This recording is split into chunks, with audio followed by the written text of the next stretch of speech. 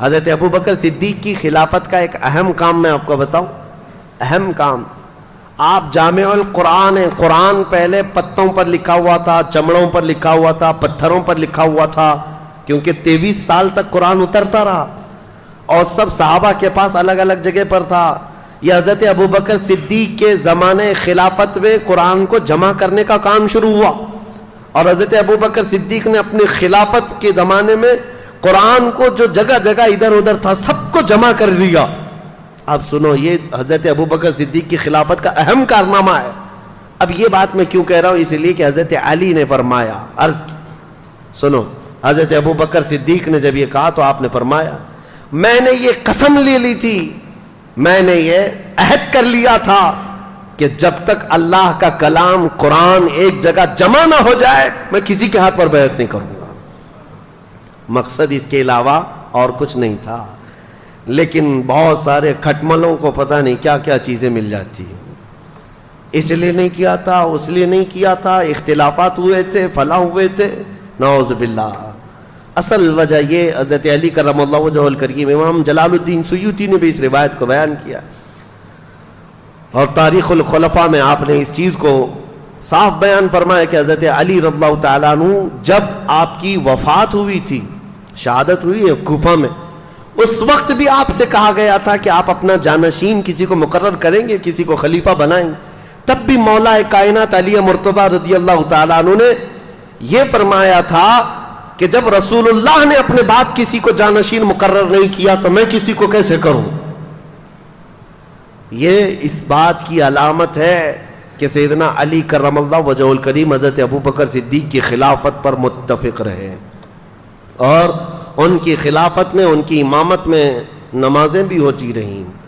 دیکھیں، میں سب سے پہلے کہہ رہا ہوں کہ سنیوں کا مجمع ہے، اختلافات صحابہ کو ذکر کرنا بھی نہیں چاہیے، اس سے تمہارا لینا دینا کیا ہے؟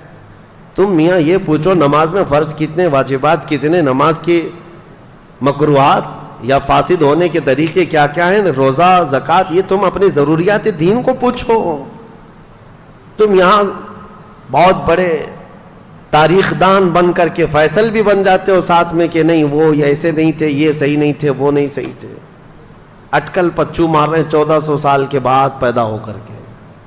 سوشل میڈیا کا دور ہے، ہم نے بہت سارے ایسے برساتی محققوں کو دیکھا ہے، ہاں، محقق تحقیق کرنے والے، ریسرچ اسکالر، تو یہ برساتی مینڈکوں کی طرح ہے، یہ نئے نئے آئے اور انہوں نے ریفرنس اور لوگوں کے سامنے نمبرنگ کے ساتھ کچھ باتیں رکھ کر کے لوگوں کو یوں ورغلایا ہے کہ اصل یہ بات ہے، تم کو لوگ یہ پٹی پڑھا رہے ہیں۔ میرے عزیزو، یہ دین اسلام ہے، پٹی پڑھانے سے چلنے والا ہے نہیں۔ دین اسلام اپنی حقانیت کی بنیاد پر صبح قیامت تک چلے گا، صبح قیامت تک چلے گا۔ بعض تو ایسے جاہل آئے ہوئے ہیں محققین کے نام پر جو علماء سے تمہیں برگشتہ کر رہے ہیں، دور کر رہے ہیں۔ سارے علماء سے دور ہو جاؤ، علماء ممبروں پر بیٹھ کر کے جھوٹی باتیں کہتے ہیں، تو نوجوان طبقہ آج کا، کالجز کا، یونیورسٹیز کا، وہ اکثر علماء کے بارے میں بدگمانی کرتے چلے گئے۔ امام غزالی رحمۃ اللہ تعالی علیہ کی یہ بات میں تمہیں یاد دلا دوں، اللہ تبارک و تعالیٰ جب کسی کو گمراہ کر کے ذلیل موت دینا چاہے تو سب سے پہلے اس کو علماء کی گستاخی میں لگاتا ہے، وہ بندہ وہاں سے شروعات کرتا ہے، اور اس کے بعد وہ بدگمانی اس کی بڑھتی چلی جاتی ہے علماء کے بارے میں، مدارس اسلامیہ کے بارے میں، کہ مولوی لوگ ایسے ہی ہوتے ہیں، تمہیں پتہ ہے کہ دین کہاں سے کہاں تک آیا، تم کو الف با جو پڑھنا آتا ہے آج، یا اگر علماء نہ ہوتے ان کے وسیلے کے بغیر تم کہاں سے دین سیکھتے؟ میرے عزیزو، انٹرنیٹ پر سارا قرآن ہے، پڑھنے کے طریقے سب کچھ موجود ہے، لیکن کوئی تو پڑھا رہا ہوگا نا انٹرنیٹ پر بھی۔ بے واسطے خدا کچھ عطا کرے، ایسا نہیں ہے۔ اس لیے یہ تمام چیمی گوئیوں سے اپنے آپ کو باز رکھو، اور دین جو ہے ڈاکٹروں سے، انجینئروں سے، وکیلوں سے اب سیکھنے لگ گئے لوگ، علماء کو چھوڑ کر کے۔ اسی وجہ سے گمراہی کے دروازے کھلتے چلے گئے، اور عام نوجوان کو دیکھو تو یہ فرق کرنے بیٹھا ہے، کوئی آ کر کے سوال کرتا ہے سرکار غریب نواز افضل تھے کہ غوث پاک افضل تھے؟ تجھے کیا فرق پڑتا ہے؟ ان کی افضلیت کے متعلق، ان کے مقامات اور مراتب کے متعلق وہ صرف اس بات کے لیے سوال کر رہا ہے کہ دونوں میں سے کسی ایک کا درجہ گھٹا کر کے سوچے، کسی ایک کا درجہ گھٹا کر کے بتائے۔ اللہ نے دو آنکھیں دی ہیں، دونوں کا مقام برابر ہے، دونوں آنکھیں تمہاری برابر کی دیکھتی ہیں، کبھی تو آج تک تم یہ نہیں باتیں کرتے۔ بہرحال جن کے مقامات اور جن کی فضیلتیں بیان ہوئی ہیں وہ ہم بیان کریں گے، لیکن یہ کمپیریزن میں اس طرح کسی کو گھٹا کر بیان کرنا جائز نہیں۔ سیدنا ابوبکر صدیق کی فضائل جتنے ہیں وہ سر آنکھوں پر، لیکن ایک بات یاد رکھنا کہ جب بھی حضرت ابوبکر صدیق کے فضائل بیان کرو تو کبھی ہم سے یہ نہیں سرزد ہو، کبھی آپ سے بھی یہ سرزد نہ ہو کہ مولا علی کی شان میں کوئی کمی ہو رہی ہو، مولا علی کرم اللہ وجہہ الکریم کی شان کو گھٹا کر کے بیان کرنا نہیں، یہ جائز نہیں ہے۔ صحابہ کی جو فضیلتیں، اور جب حضرت علی کرم اللہ وجہہ الکریم کی فضیلت بیان کر رہے ہو تو پھر اس بات کا بھی لحاظ رکھنا کہ تینوں خلفائے راشدین میں سے کسی کی بے عزتی اور توہین نہ ہو رہی ہو۔ اسی کا نام اہل سنت و جماعت ہے، جو یہ تمام بیچ کے راستے کو لے کر کے چلتے۔ اہل سنت کا ہے بیڑا پار اصحاب حضور، نجم ہے اور ناؤ ہے عطرت رسول اللہ کی۔ ہم صحابہ کی بھی افضلیت کے قائل ہیں اور اہل بیت کے ادب کے بھی ہم قائل ہیں۔ ہم دونوں میں سے کسی کو بھی ٹرول نہیں کرتے، کسی کی مذمت نہیں کرتے، یا کسی کی تنقیص یا ادنا سی گستاخی نہیں کرتے ہیں۔ ایک جماعت ہے وہابیوں کی جو اہل بیت کی گستاخ ہو جاتی ہے، وہ ان کے اندر، آج ہی میں پڑھ رہا تھا ایک صاحب نے تاریخ لکھی ہے اور جگہ جگہ انہوں نے یزید کو رضی اللہ عنہ لکھا ہے، صرف اس دشمنی میں اہل بیت کی ہے۔ اور ایک جماعت ایسی ہے جو سارے صحابہ کو گالیاں دیتی ہے اہل بیت کی محبت میں۔ دونوں صحیح نہیں ہے، دونوں صحیح نہیں ہے۔ صحیح مذہب و مسلک وہی ہے جو درمیانی اہل سنت و جماعت کا۔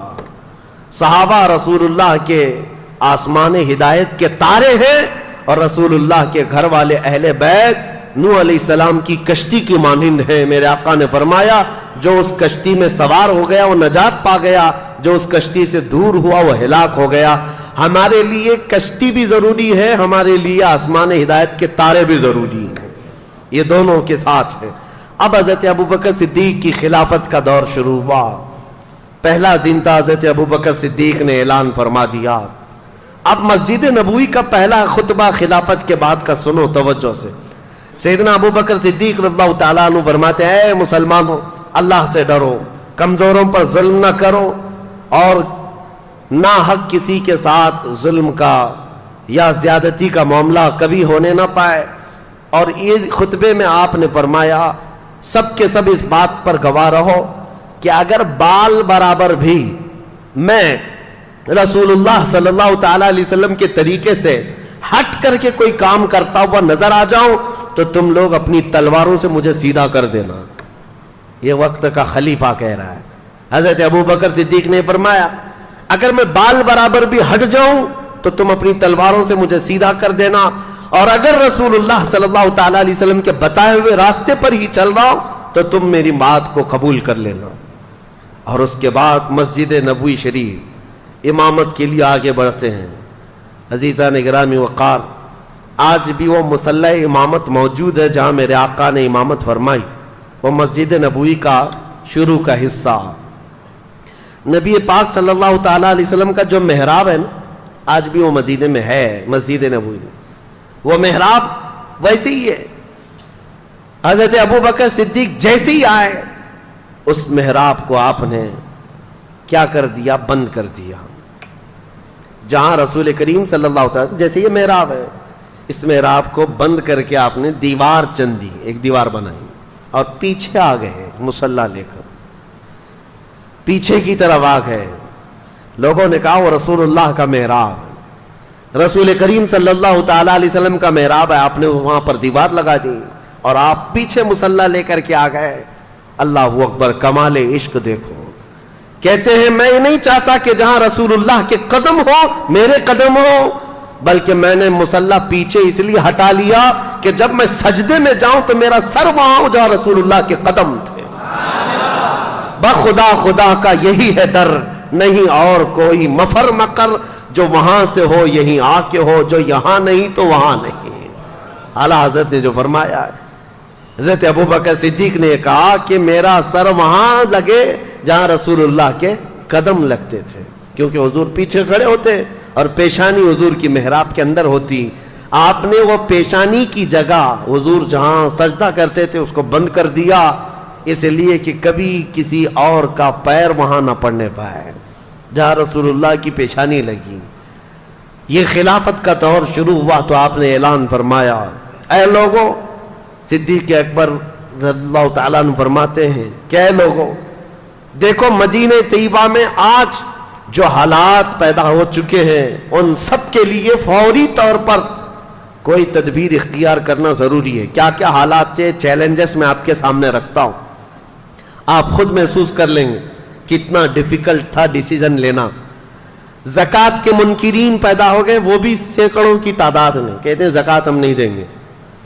اچھا، ایک مسئلہ یہ تھا، حضور نے اپنی وفات کے چند دن پہلے ہی حضرت اسامہ بن زید، حضور صلی اللہ تعالیٰ علیہ وسلم کے منہ بولے بیٹے حضرت زید جو جنگ موطا میں شہید ہوئے، ابھی جمعہ کے بیان میں نے عرض کیا تھا، حضور صلی اللہ علیہ وسلم نے اپنا جھنڈا دے کر بھیجا تھا۔ موطا جارڈن کا ایک علاقہ ہے، یہ جنگ کیوں ہوئی تھی یہ بھی میں نے بتایا ہے۔ حضور صلی اللہ تعالیٰ علیہ وسلم کے قاصد صحابی حارث بن عمیر، یہ روم کے بادشاہ کے پاس خط لے کر کے جا رہے تھے، بیچ میں بلقا کا ایک بادشاہ شرحبیل جس کا نام تھا، اس نے گرفتار کر کے حضور کے اس صحابی کو رسیوں میں باندھ کر ٹکڑے کر کے قتل کیا۔ تو اب اس قتل کے خلاف ظاہر سی بات ہے حضور صلی اللہ تعالیٰ علیہ وسلم نے صحابہ کو جمع کیا اور 3000 صحابہ کی تعداد بھیج دی، جس میں حضرت زید بن حارثہ تھے، حضور کے منہ بولے بیٹے، ان کے ہاتھ میں جھنڈا دیا اور یہ فرمایا تھا ان کے بعد جعفر طیار جھنڈا لے لیں گے، ان کے بعد عبداللہ بن رواحہ، ان کے بعد مسلمان جس کو منتخب کرے وہ جھنڈا لے، وہ سپہ سالار ہے۔ اور جنگ موطا میں جیسی پہنچے تھے یہ 3000 صحابہ، رومیوں کی فوج 1 لاکھ کی تعداد کے برابر تھی، یہ صحابہ میں سے کوئی پیچھے ہٹا نہیں، 1 لاکھ سے لڑنے کے لیے تیار بھی ہوئے، لڑ پڑے۔ اور اس کے بعد حضرت زید بن حارثہ شہید ہو گئے، حضور کے منہ بولے بیٹے اس جنگ میں شہید ہوئے، پہلے شہید۔ اس کے بعد حضرت جعفر طیار جو حضرت علی کے سگے بھائی ہیں، ان کو رومیوں نے پیٹ سے بیچ میں کاٹ کر 2 ٹکڑے کر دیے تھے، وہ شہید ہوئے۔ تیسرے حضرت عبداللہ بن رواحہ، یہ بھی شہید ہوئے۔ حالات بہت سخت تھے جنگ موطا میں، تب سارے صحابہ نے مل کر کے جھنڈا کس کے ہاتھ میں پکڑایا؟ خالد بن ولید کے ہاتھ میں۔ یہ جنگ تھی پہلی خالد بن ولید کی۔ اس جنگ موطا میں 9 تلواریں ان کے ہاتھ سے ٹوٹی ہیں، اور اس کے بعد انہوں نے جھنڈا گرنے نہیں دیا تھا۔ 3000 کی فوج کو لے کر 1 لاکھ سے لڑتے تھے، ایسے لڑتے تھے، صفوں کی صفیں درہم برہم کرتے تھے۔ شام سے پہلے رومیوں کی طرف سے اعلان ہوا کہ خالد بن ولید ایسا ہو گیا ہے کہ یہ بدکے ہوئے گھوڑے کی طرح صفیں درہم برہم کر رہا ہے، تم سب کے سب پیچھے ہٹ جاؤ اور ان کو جانے دے دو۔ رومی فوج پوری کی پوری پیچھے ہٹ گئی، اور جتنے مرے اس میں سے وہ چھوڑ کر پوری جنگ میں صرف 8 مسلمان شہید ہوئے تھے۔ 1 لاکھ لوگوں نے مل کر 3000 کا مقابلہ کیا اور 8 شہید ہوئے تھے۔ حضرت خالد بن ولید یہ پہلی فتح کر کے واپس لوٹ رہے تھے۔ جنگ موطا، یہ جنگ موطا 8 ہجری میں ہوئی ہے حضور کے۔ اس جنگ میں جو شہید ہوئے حضرت زید، ان کا غم تھا حضور کو۔ ان کے بیٹے اسامہ 19 سال کے جوان تھے۔ حضور صلی اللہ تعالیٰ علیہ وسلم نے حضرت اسامہ کو سپہ سالار بنایا اور کہا رومیوں کو پھر سے ادھیڑنے کے لیے، ان کو اکھیڑنے کے لیے ایک فوج بھیجی جس میں 10,000 صحابہ جمع تھے۔ حضرت اسامہ بن زید کو مدینے سے روانہ کر دیا۔ اسامہ بن زید مدینے سے نکلے ہی تھے کہ حضور کی وفات ہو گئی۔ حضور کی وفات ہوتی اسامہ بن زید اور یہ پوری فوج ظاہر سی بات ہے مدینے واپس آ گئی۔ اب مسئلہ یہ تھا کہ حضور کی وفات کے بعد خلافت بھی قائم ہو گئی، حضرت ابوبکر خلیفہ بن گئے۔ اب کیا کرنا ہے؟ اب مسئلے ایسے تھے کہ ایک طرف مسیلمہ کذاب جھوٹا نبی بننے کا اعلان کر چکا ہے، اسود عنسی ایک اور شخص ہے جو نبوت کا دعویٰ کیا، طلحہ بن خویلد ایک ایسا شخص ہے وہ بھی نبوت کا دعویٰ کر بیٹھا ہے، تین بڑے بڑے دجال ظاہر ہوئے ہیں۔ ایک طرف زکوٰۃ نہ دینے کی ایک جماعت پیدا ہو گئی، مرتد ہو گئے، اور ایک طرف اسامہ بن زید کی 10,000 کی فوج جو روم جا رہی تھی لڑنے کے لیے۔ کیا کیا فیصلے لینے ہیں؟ حضرت ابوبکر صدیق اٹھتے ہیں، سیدھے اسامہ بن زید کو کہتے ہیں جو فوج تمہارے ساتھ جانے والی تھی سب کو تیار کرو، اور اس کے بعد اسامہ بن زید کو گھوڑے پر بٹھایا، یہ فوج وہیں جائے گی جہاں رسول اللہ نے بھیجا تھا۔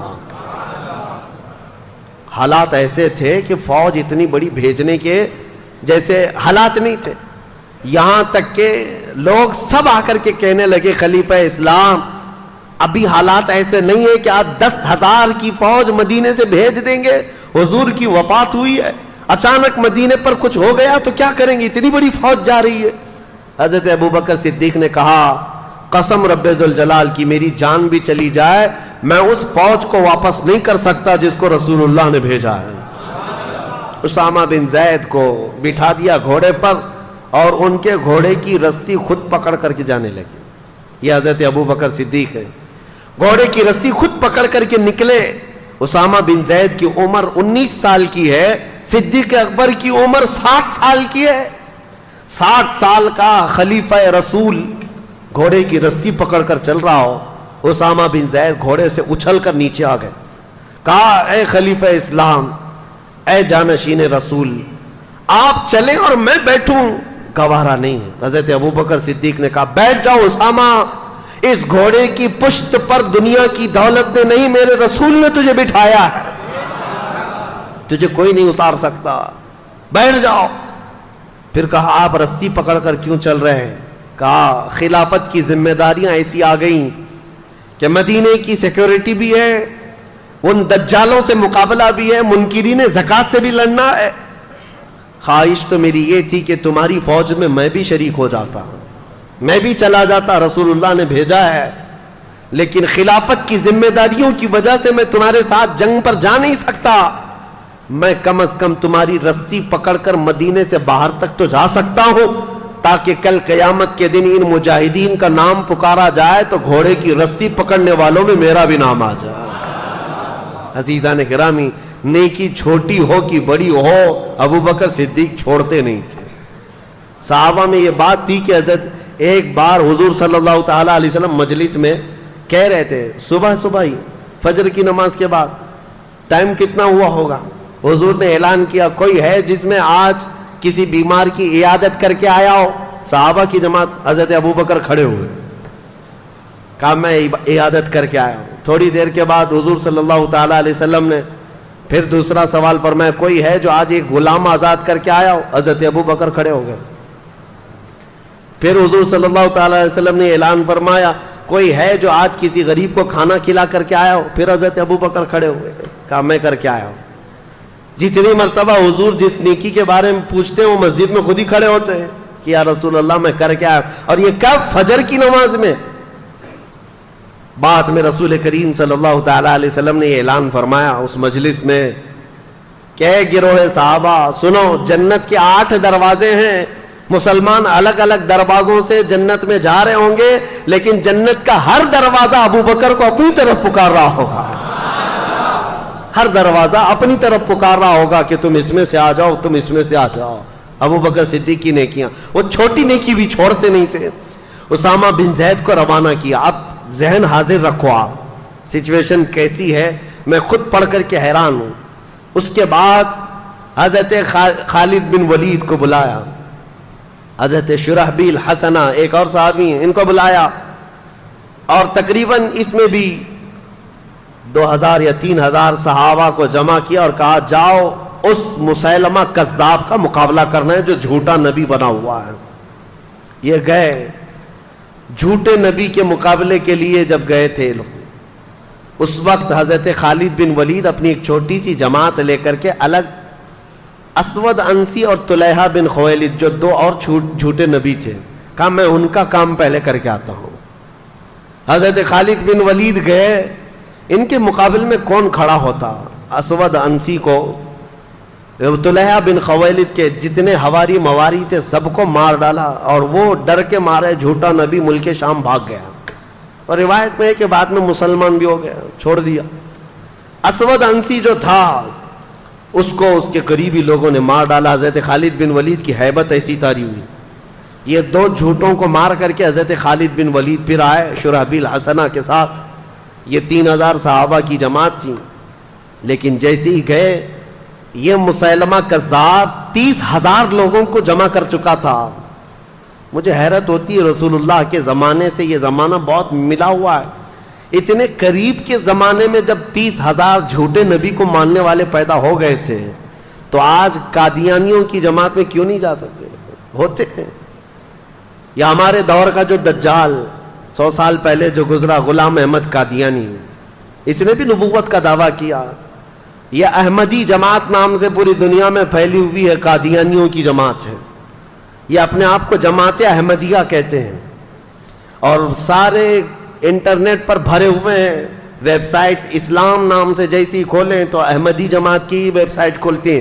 یاد رکھنا نوجوانوں، غلطی سے ان کے زہر میں نہ چلے جانا، ساری باتیں وہی کرتے ہیں لیکن بعد میں چل کر کے اپنے جھوٹے نبی کا عقیدہ دھیرے دھیرے ڈالتے ہیں، اور یہ کہتے نہیں غلام احمد قادیانی کو نبی مان لو تو محمد صلی اللہ علیہ وسلم کے خاتم النبیین ہونے میں کوئی فرق نہیں آتا۔ وہ رسول اللہ خاتم النبیین ہے لیکن یہ بھی نبی ہے۔ اور یہ ایسا جھوٹا نبی، جاہل، پنجاب کا رہنے والا، قادیان پنجاب میں، اور اس نے انگریزوں کی مدد سے جو نبوت کا دعویٰ کیا تھا، اور خود کے پتہ نہیں ایسی ایسی چیزیں گڑھ کر کے لائے۔ اس کی کتابیں بھی موجود ہیں، کیا بکتا تھا وہ سمجھ میں نہیں آتا، اور کہتا میرے اوپر وہی آتی ہے، اور فرشتے وہ بھی وہی انگلش میں لے کر آتے تھے۔ ہاں، انگلش میں 2 فرشتے آتے تھے، ٹیسو ٹیسو میسو میسو، اور یہ وہی، یہ ایک مذاق تھا، پوری امت نے اس کا انکار کیا ہے، جھوٹے نبی کا۔ یہ جماعت آج جو پھیلی ہوئی ہے احمدیہ جماعت، اس کو پہچانو، یہ ایک کافر جماعت ہے، اس کا اسلام سے کوئی تعلق نہیں۔ رسول اللہ کے خاتم النبیین ہونے کا عقیدہ نہیں ہے تو وہ مسلمان ہو ہی نہیں سکتا۔ اب اس وقت کی بات کر رہا ہوں، مسیلمہ کذاب جھوٹا نبی، اس کے ساتھ 30,000 لوگ کھڑے تھے، 30,000 لوگ۔ اب جب مقابلے کی بات آئی تو سیدھا مقابلہ ہوا تھا صحابہ کا اور ان کا، لیکن صحابہ میں سے تقریباً 700 صحابہ حافظ قرآن وہاں شہید ہو گئے تھے۔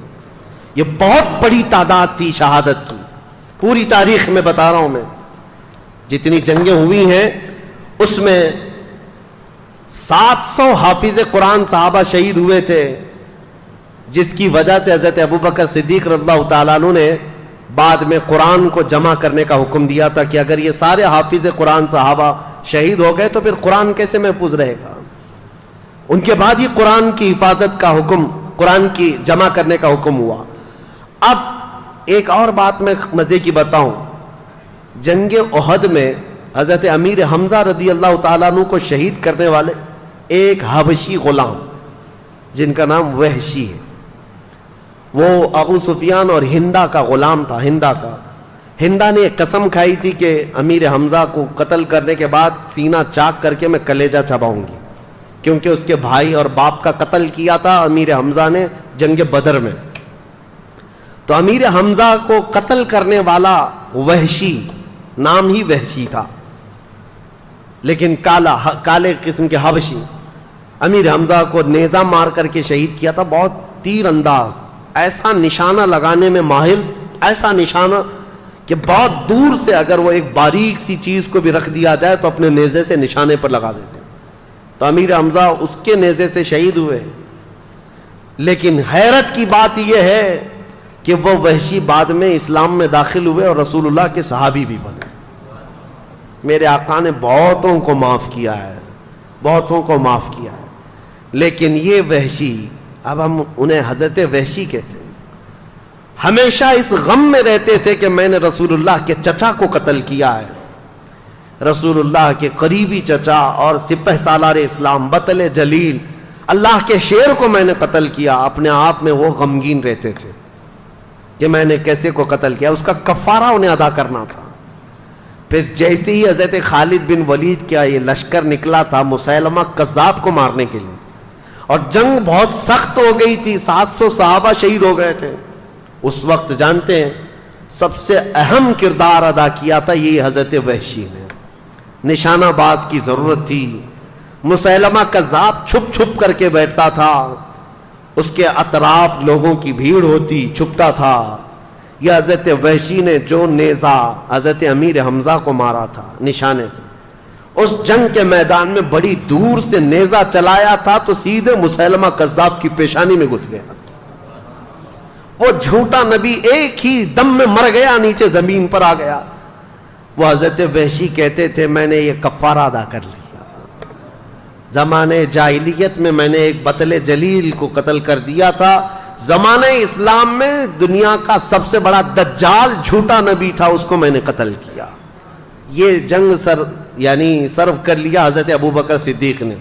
اب سنیے, حالات ایسے تھے کہ ایک طرف حضرت خالد بن ولید مسیلمہ کذاب سے لڑنے کے لیے گئے ہیں, ایک طرف حضرت اسامہ بن زید 10,000 کا لشکر لے کر رومیوں سے لڑنے گئے, ان کے باپ کا بدلہ بھی لینا تھا, رومیوں سے لڑنے کے لیے گئے. اور تیسری طرف زکوٰۃ کے منکرین جو تھے وہ کہہ رہے تھے ہم زکوٰۃ نہیں دیں گے. حضرت ابوبکر صدیق سارے صحابہ جو موجود تھے, اکثر تو جا چکے 2 جنگوں میں بلکہ کئی جنگوں میں, خود حضرت ابوبکر موجود ہیں اور کچھ صحابہ تھے, کہا کہ اٹھو وہ زکوٰۃ کے جو منکرین ہیں ان سے ہم جا کر لڑیں گے. حضرت عمر نے کہا کیا پورا مدینہ خالی کر دو گے آپ؟ خلافت پہ ابھی آئے بیٹھے ہیں اور آنن فانن آپ ساری لڑائیاں, ادھر بھی ادھر بھی وہ بھی یہ بھی, یہ زکوٰۃ کے جو منکرین ہیں ان کو بعد میں نپٹ لیں گے. صدیق اکبر نے کیا کہا جانتے ہو؟ اے عمر, اسلام سے پہلے جو تمہارے اندر شدت تھی, جو جلال تھا, وہ کہاں چلا گیا؟ دین اور ایمان کے متعلق تمہارا غضب ٹھنڈا کیوں ہو گیا؟ اور پھر کہتے ہیں سارے مدینے والے آ کر مجھے روک دیں کہ یہ منکرین زکوٰۃ سے لڑنا نہیں چاہیے. کہتے ہیں قسم خدا کی, وہ ایک بکری کا بچہ بھی جو زکوٰۃ میں پہلے دیتے تھے, اگر وہ بھی ان لوگوں نے دبا کر کے رکھ لیا تو یہ ابو بکر ان سے لڑتا رہے گا چاہے مدینے والوں کے چھیتڑے اڑ جائیں. کیوں؟ اس کو ہلکے میں نہیں لیتے تھے. کہا آج انہوں نے زکوٰۃ کا انکار کیا, کل نمازوں کا انکار کریں گے, اس کے بعد پھر وہ دین اسلام کی بنیادوں کو ہلا دیں گے. یہ ہوتی ہے خلافت کی اہم ذمہ داری کو سمجھنا. برائی جب شروع ہو تو اس کے ناکے پر ہی روک لگا دینا چاہیے. یہ نہیں کہ بڑھنے کے بعد دیکھیں گے مقابلہ کر کے روک لیں گے, نہیں. حضرت ابوبکر صدیق نے منکرین زکوٰۃ سے لڑنے کے لیے بھی صحابہ کو بھیج دیا, اور یہ تینوں محاذ پر گئے ہوئے صحابہ کوئی بھی ناکام واپس نہیں لوٹا, کوئی ناکام نہیں لوٹا. حضرت اسامہ بن زید کی عمر تو 19 سال کی تھی, رومیوں کے دانت کھٹے کر کے ان کو کھدیڑ کر کے واپس تشریف لائے. خالد بن ولید اسود انسی کو بھی مار دیا, طلحہ خویلد کا فتنہ بھی ختم کیا, مسیلمہ کذاب جھوٹے نبی کو بھی مار دیا. سب فتنے ختم کر کے حضرت خالد بن ولید وہاں سے لوٹ رہے تھے. اور یہ منکرین زکوٰۃ کے لیے جو صحابہ گئے تھے وہ سارے منکرین زکوٰۃ جو زکوٰۃ دینے سے انکار کر رہے تھے ایسے ڈر گئے کہ سچی توبہ کیا اور ساری زکاتیں لا کر مدینے میں جمع کر دیا. یہ سارے فتنے ایک ساتھ ختم کیے تھے سیدنا ابوبکر صدیق رضی اللہ تعالی. خلافت, سیاست اور حکومت. اس کے بعد کیا آپ کب سوتے تھے, کب جاگتے تھے اور کب یہ سارے کام کرتے تھے؟ یہ ایک صحابی حضرت مسنہ, ابھی یہ سب واپس آئے نہیں ہیں. سنو, اسامہ بن زید آئے نہیں, خالد بن ولید آئے نہیں, زکوٰۃ کے منکرین آئے نہیں. ایک صحابی عراق سے آئے, عراق کے رہنے والے حضرت مسنہ رضی اللہ تعالی, یہ خود مسلمان تھے اور ان کا خاندان عیسائی تھا. یہ آئے اور کہا اے خلیفہ اسلام, عراق کے لوگ, ملک شام کے لوگ, ایران کی حکومت تھی اس وقت, میں نے تاریخ میں پہلے ہی بتایا, پرشین امپائر, فارس کے لوگ, یہ مسلمان, یہ عربوں سے اتنا شدید چڑھتے تھے. اب سنیے, عرب کی اور ایران کی جنگ آج کی نہیں ہے, یہ بہت پرانی ہے. آج بھی ان لوگوں کی لڑائیاں چلیں, ایرانی عربوں کو نہیں مانتے, عرب ایرانیوں کو نہیں مانتے. یہ بہت پرانی ان کی شقاوت ہے, آپس میں دشمنی ہے. ایران کا جو بادشاہ تھا کسرا اس وقت، خسرو پرویز، یزدگرد اور پھر جو ہے بزرج مہر، یہ سب وہ بادشاہ ہیں ایران کے جو کسرا کہلاتے تھے. یہ کوئی عرب آدمی ان کے ہاں نظر آتا تو اس کے کندھے کاٹ دیتے تھے. عربوں سے اتنی نفرت کرتے تھے، اور عرب لوگ بھی ان سے نفرت کرتے تھے، ایرانیوں کو برداشت نہیں کرتے تھے. کبھی کبھار ایرانی جو ہے حکومت کرتے کرتے یمن تک آ گئے، حجاز مدینے تک بھی آ گئے تھے. عرب لوگوں کی ان کے ساتھ جنگیں چلتی رہی ہیں. اب جب اسلام آیا اور اس کا رعب و دبدبہ قائم ہوا تو جانتے ہیں رسول اللہ کا خط لے کر کے ایک صحابی گئے تھے خسرو پرویز بادشاہ کے پاس. اس نے رسول اللہ کا خط پھاڑ کر پھینک دیا تھا، اور جو قاصد صحابی آئے تھے ان کا قتل کر دیا تھا، اور کہا غلام مجھے حکم دیتے ہیں اسلام میں آؤ. عربوں کو غلام سمجھتے تھے، حقیر سمجھتے تھے عربوں کو. ایرانیوں کی فطرت یہ بہت پرانی ہے. اب تو مسلمان ہوئے ہیں، بہت زمانہ ہو گیا ہے، لیکن وہ جو ایرانی تھے آگ پرست، آتش پرست، آگ کی پوجا کرنے والے، وہ عربوں سے شدید اختلاف رکھتے تھے. اور حضور صلی اللہ تعالیٰ علیہ وسلم نے فرمایا بھی تھا اس بادشاہ کے بارے میں جس نے میرا خط پھاڑا اللہ اس کی سلطنت کو پھاڑ دے گا. حضور کی زبان سے نکلا تھا. اب حضرت ابو بکر صدیق کی خلافت کا دور ہے. ایرانیوں کا بھی دبدبہ ہے. ایران جو ہے یہ اتنا ہی نہیں تھا جو آج ہے. وہ فارس جو ہے اس میں عراق بھی آتا، ملک شام بھی آتا. پھر ایک رومن امپائر جو ٹرکی تھا اس زمانے میں، قسطنطنیہ جو استنبول شہر ہے آج، یہ روم کا دارالخلافہ تھا، کیپٹل سٹی تھی، راجدھانی تھی. وہاں سے سارے رومی حکومت کرتے تھے. روم کے اندر تقریباً 40-50 آج کی کنٹریاں آتی تھیں اس زمانے. تو ایک طرف وہ تھے، ایک طرف یہ تھے. تو حضرت مثنہ جو عراق کے تھے وہ آ کر حضرت ابو بکر کے پاس اتنا کہنے لگ گئے کہ عراق میں ہم چاہتے ہیں کہ اسلام لے کر کے جائیں، وہاں ایرانیوں کا بڑا دبدبہ ہے، آپ کیا فرماتے ہیں؟ حضرت ابو بکر نے پوچھا، سارے صحابہ جو جنگوں پہ جا چکے ہیں اب ایک طرف آئے اور کہہ رہے ہیں عراق جانا ہے. کہا پہلے جاؤ تم اپنے خاندان کو مسلمان کرو. وہ گئے، ان کا خاندان ان کی تبلیغ پر پورا اسلام لایا. حضرت ابو بکر صدیق صرف حضرت مثنہ کے خاندان کو اور چند صحابہ کو کہتے ہیں جاؤ عراق پہنچو، اور اگر ایران کے بادشاہ کا کوئی وزیر جو وہاں پر تھا، وہاں پر جو موجود تھا، اس نے اگر مقابلہ کیا تو تم ان کے ساتھ جنگ کرنا. یہ حضرت ابو بکر صدیق کی غیرت ایمانی دیکھو، جذبہ تو دیکھو. ایک خاندان اور تھوڑے صحابہ کو ایران جیسی حکومت کے کسی وزیر سے لڑنے کے لیے بھیج دیے. اور وہ صحابی بھی ہیں، ایسا نہیں کہہ رہے ہیں کہاں بھیج رہے ہیں آپ، وہ بھی ایمان کامل کے ساتھ چل پڑے. بیچ راستے میں تھے حضرت خالد بن ولید، یہ مسیلمہ کذاب کو قتل کر کے آ رہے تھے. حضرت ابو بکر نے یہیں سے خط لکھ دیا خالد بن ولید کو کہ مدینے مت آنا، جتنے صحابہ تمہارے ساتھ بچے ہیں ان سب کو لے کر کے عراق کی فتح کرنے چلے جانا. مدینے آنے تک بھی نہیں دیا. حضرت خالد بن ولید خط کو چومتے ہیں اور وہیں سے عراق چل پڑتے ہیں. ان میں سے کوئی ایک نے بھی یہ نہیں کہا گھر جائیں گے آرام کریں گے. حضرت خالد بن ولید اپنے صحابہ جتنے تھے بچے ہوئے ان کو لے کر حضرت مثنہ کے ساتھ جمع ہو گئے اور عراق کی طرف چل پڑے. اللہ اکبر. میں اب یہ ساری چیزیں بیان بھی نہیں کر پاؤں گا، اتنی فتوحات حضرت خالد بن ولید کی ہیں، نام یاد نہیں رہ جاتے. جاتے ساتھ آپ نے عراق کی سرحد پر داخلہ کیا، اور جو وہاں کا باج گزار تھا، جو بادشاہ بنا ہوا عراق کا تھا، وہ ایران کا باج گزار، ایران کا وزیر تھا، وہ بھی کٹر آتش پرست. اس کو سیدھے حضرت خالد بن ولید نے یہ پیغام بھیجا، اسلام لاؤ، امن کے ساتھ رہو، یا تو پھر ہمیں ٹیکس دو، یا ہماری حکومت کو تسلیم کرو، یا ہمارے ساتھ جنگ کرو، اس لیے کہ تم نے ہمارے عربوں کو بہت مارا ہے، مسلمانوں کو بہت مارتے ہو. جیسے حضرت خالد بن ولید کا یہ خط پہنچا تو عراق کا جو باج گزار تھا وہ حیرت میں آیا، کہا مسلمانوں کی اتنی ہمت کہ یہاں تک آ گئے. اور اس نے ایران کے بادشاہ کو خط لکھ کر کے بھیجا کہ ایک لشکر آیا ہے مسلمانوں کا. خط تو بھیجا لیکن خود اپنی فوج لے کر لڑنے کے لیے آ گیا دریائے فرات کے قریب. اور حضرت خالد بن ولید نے اپنے صحابہ کو اتارا میدان میں. 2 دن کی جنگ چلی تھی کہ اس وزیر کو ہی قتل کر ڈالا. علاقہ پورا پرچم اسلام سے لہرایا.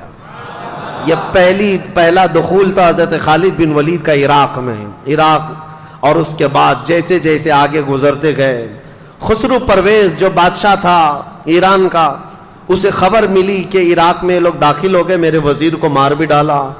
تو اپنے 2 مشہور وزیروں کو اس نے طلب کیا جن کو اس زمانے کی آگ کہا جاتا تھا. ان کے ساتھ اس خسرو پرویز نے 1 لاکھ کی فوج دے کر بھیجا کہ یہ خالد بن ولید کا معرکہ سر کراؤ. اب یہاں حضرت خالد بن ولید کے انٹرنس کو روکنے کے لیے ایران کی بہت بڑی فوج آئی تھی. حضرت خالد بن ولید صرف طاقت اور یہ تلوار کے جوہر سے نہیں، اپنی حکمت سے جیتتے تھے.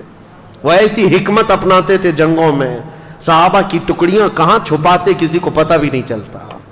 ہر ایک کو تازہ دم میدان میں اتارتے تھے، ہر ایک کو جوہر کے ساتھ اتارتے. اور جو 2 آئے تھے، یزدگرد ان کا کچھ نام تھا، یہ جو ایران کے بادشاہ کے، ان کا مقابلہ دریائے فرات پر حضرت خالد بن ولید نے ایسا کیا کہ ان میں سے ایک کو قتل کیا اور ایک کو وزیر کے بادشاہ کے پاس بھاگنے پر مجبور کیا اور باقی فوج کو تتر بتر کر دیا. اور ایرانی فوج میں ایسی ہیبت طاری ہوئی کہ وہ بدکے ہوئے گھوڑوں کی طرح بھاگتے تھے اور کہتے تھے جنات آ گئے ہمارے ہاں، جنات آ گئے. یہ چند صحابہ کی جماعت تھی. عراق میں داخل ہوتے گئے عراق کا کافی حصہ خالی ہو گیا.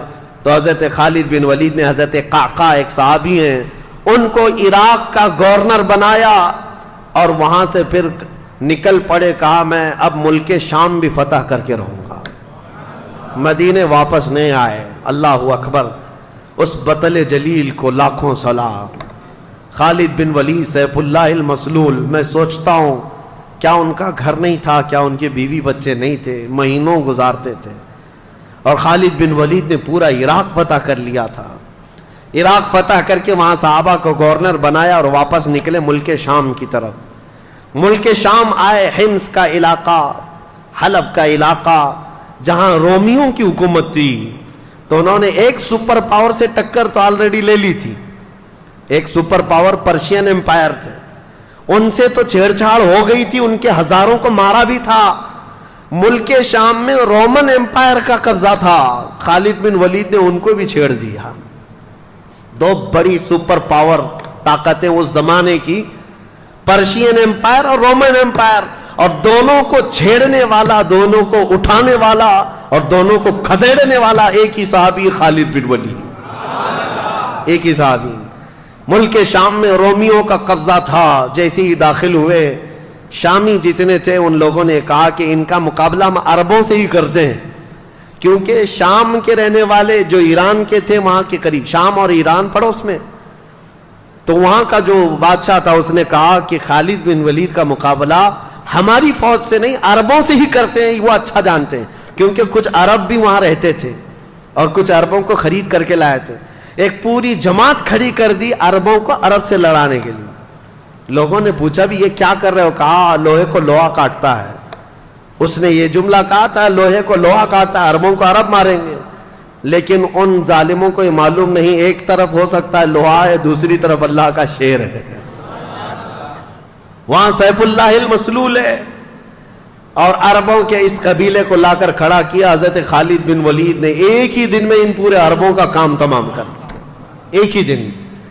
اس پورے سفر میں سیدنا خالد بن ولید نے تقریباً 26 جنگیں لڑی اور ہر جنگ میں فتح کا جھنڈا لہرایا. ہر جنگ میں. عراق داخل ہوئے، شام میں داخل ہوئے، حتیٰ کہ وہ آنے کو تیار نہیں تھے. خلیفہ اسلام حضرت ابو بکر کا خط آیا کہ اب تو مدینے واپس آ جاؤ، اب آ جاؤ. ابھی ایران فتح نہیں ہوا تھا. جب حضرت خالد بن ولید کو دوبارہ بلایا گیا تب وہ واپس مدینہ طیبہ تشریف لائے. اتنے علاقے قبضہ کر کے آئے تھے، فتح کر کے آئے تھے. میں آپ کو بتاؤں یہ صدیق اکبر کے زمانے کے ہونہار سپہ سالار جنہوں نے اسود انسی جیسے دجال کو مارا تھا، جنہوں نے طلحہ بن خالد جو جھوٹی نبوت کا دعوے دار تھا اس کو ختم کیا تھا، مسیلمہ کذاب کو دھول چڑھایا تھا اور ایرانی طاقتوں کے نشے کو چور چور کر دیا تھا. عراق کو فتح کیا، شام کو فتح کیا. واپس مدینہ طیبہ میں آئے. خالد بن ولید رضی اللہ تعالیٰ عنہ کی حضور کے ساتھ جو زندگی گزری وہ صرف 4 سال کی ہے. صرف 4 سال کی صحبت ہے میرے آقا صلی اللہ تعالیٰ علیہ وسلم کی. اس 4 سال کی صحبت کا عالم یہ ہے. اور پھر فرماتے ہیں پوری زندگی میں انہوں نے 125 جنگیں لڑی. انشاءاللہ العزیز کل ان کی باقی جنگیں بھی بتاؤں گا جو حضرت عمر کے زمانے میں لڑی. حضرت عمر کا دور. یہ خلافت صدیق اکبر کے اہم واقعات جو میں نے بتایا آپ کو. فتوحات اسلام بڑھتی گئیں.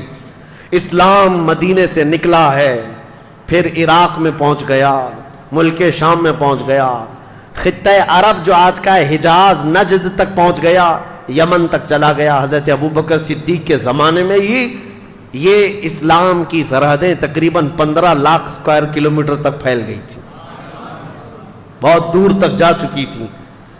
یہ صدیق اکبر کا زمانہ بہت ہی روشن زمانہ تھا, لیکن آپ کو زیادہ دن نہیں ملے.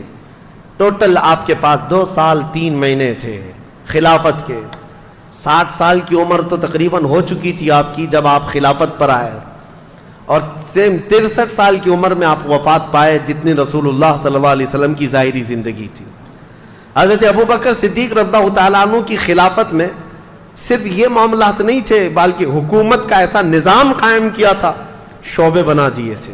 حضور کے زمانے میں یہ سب چیزیں تو ہوئی نہیں تھی, لیکن آپ نے بعد میں یہ سب شعبے بنائے, فوجیوں کے دستے الگ الگ بنائے, امیر العسکر امیر لشکر کا ایک امیر بنایا, اور الگ الگ ٹکڑیوں کو تربیت دیا. آپ نے اس وقت کا ایک یعنی صحابہ کو فٹنس کے لیے ایک پورا میدان بنا رکھا تھا, وہاں دوڑ لگائی جاتی تھی. یعنی اس زمانے کا جیم, جو جوان صحابہ تھے ان کو پورے طور پر ورزش کروائی جاتی تھی, دوڑ لگائی جاتی تھی, پتھر اٹھوائے جاتے تھے فٹنس کے لیے روزانہ. یہ حضرت ابوبکر صدیق نے بنایا تھا.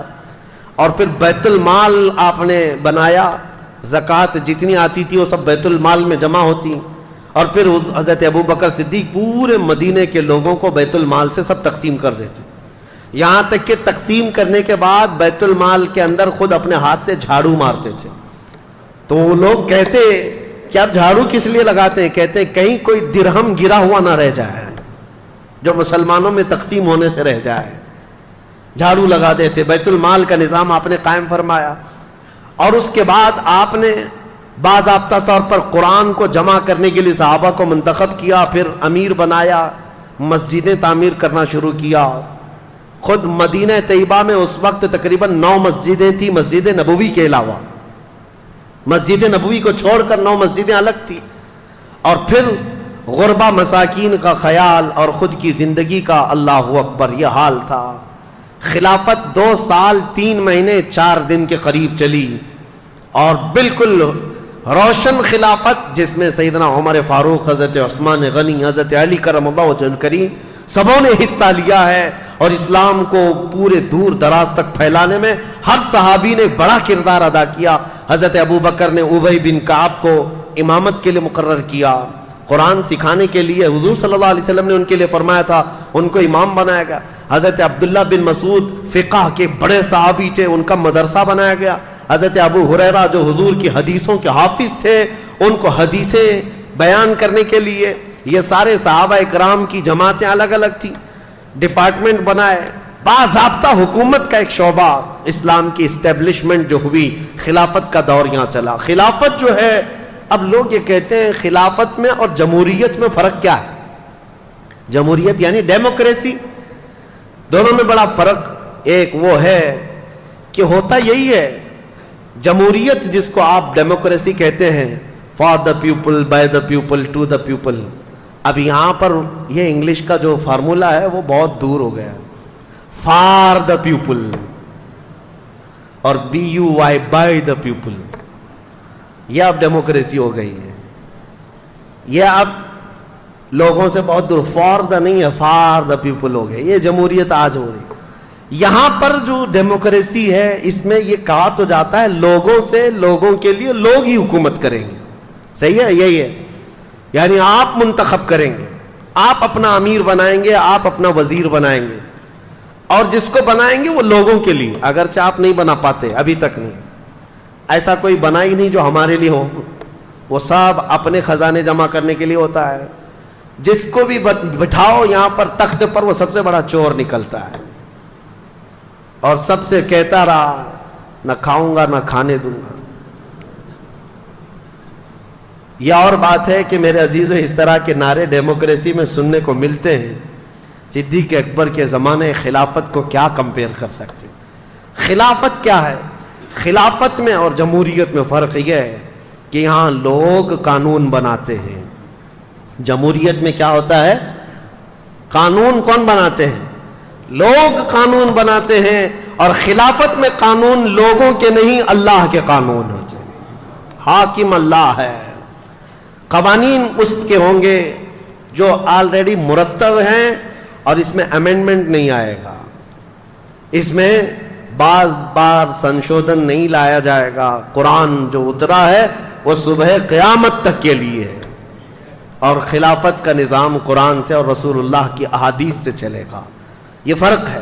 حضرت ابوبکر صدیق رضی اللہ تعالیٰ عنہ نے خلافت چلائی ہے. میرے عزیزو حضرت عمر کہتے ہیں کہ اکثر میں سوچتا تھا کہ نیکیوں میں ان سے آگے بڑھ جاؤں. کمپٹیشن لگا رہتا تھا، یہ ہیلتھی کمپٹیشن ہے کہ حضرت عمر ہمیشہ یہ سوچتے تھے کہ میں آگے بڑھ جاؤں کچھ نیکیوں میں. کہتے ہیں میں بہت تلاش اور جستجو کے بعد مدینے کی ایک غریب بوڑھی عورت کو ڈھونڈ لیا کہ اس کی مدد کروں گا، کوئی تھا نہیں اس کا. کہتے ہیں کہ میں صبح سوچا ہوں نماز کے بعد جا کر کے اس کے گھر کا کام کر دوں، لیکن اس کے گھر گیا تو دیکھا اس عورت کا گھر کا کام سب کیا ہوا ہے. اس کے برتن سب دھوئے ہوئے ہیں، اس کا بستر بچھا ہوا، اس کا گھر جھاڑا ہوا ہے. حضرت عمر کہتے ہیں میں نے دیکھا اس کا کوئی رشتہ دار نہیں، یہ عورت اٹھتی نہیں چل پھر نہیں سکتی، اس کا گھر کا کام کون کرتا ہے. 2 دن انتظار کیا، تیسرے دن فجر سے پہلے جا کر کھڑے ہوئے. فجر سے پہلے ہی ایک شخص آیا، چہرے پر نقاب ڈالے ہوئے، گھر کی اس خاتون کے سارے کام کر کے جلدی نکل رہا ہے. حضرت عمر کہتے ہیں میں نے اس کا نقاب ہٹایا تو ابوبکر صدیق ہے. کہ تنہائی میں رات کے وقت کوئی غریب عورت کے گھر بھی کام کر جانا وقت کے خلیفہ کا.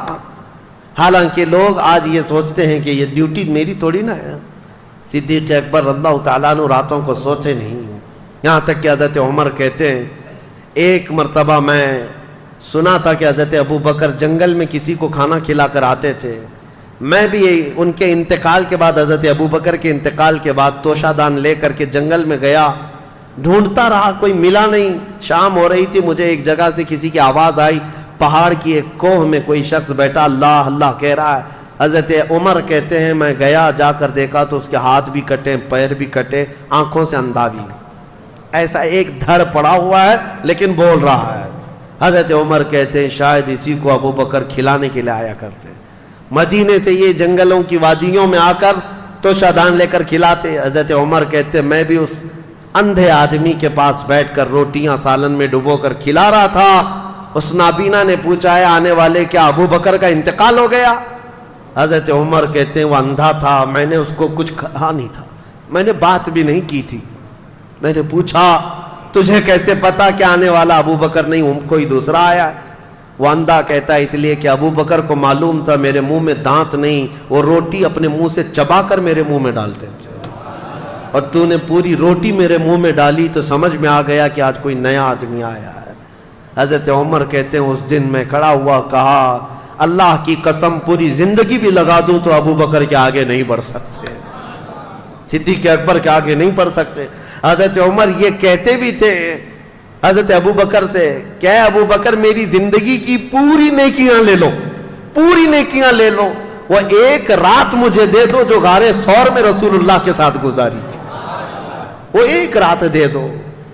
وہ ظاہر سی بات ہے میرے عزیزوں، صدیق اکبر ہجرت کے وقت ساتھ ہیں رسول کریم صلی اللہ تعالیٰ علیہ وسلم. جان حدیثیں آج بھی اٹھاؤ، بخاری شریف مسلم شریف حدیثوں میں آپ پڑھیں گے کہ رسول کریم صلی اللہ تعالیٰ علیہ وسلم فلاں جگہ تشریف لائے، ابوبکر ساتھ میں تھے، عمر ساتھ میں تھے. پہاڑ پر گئے احد پر، رسول اللہ اور ساتھ میں ابوبکر تھے، عمر تھے. جہاں جہاں دیکھو حدیثوں میں ابوبکر ساتھ ہیں، عمر ساتھ ہیں، یہ حدیثوں میں موجود ہے. اور صدیق اکبر رضی اللہ تعالیٰ عنہ کا زمانہ خلافت پورے مدینے والوں کے لیے ایسا خوشگوار زمانہ تھا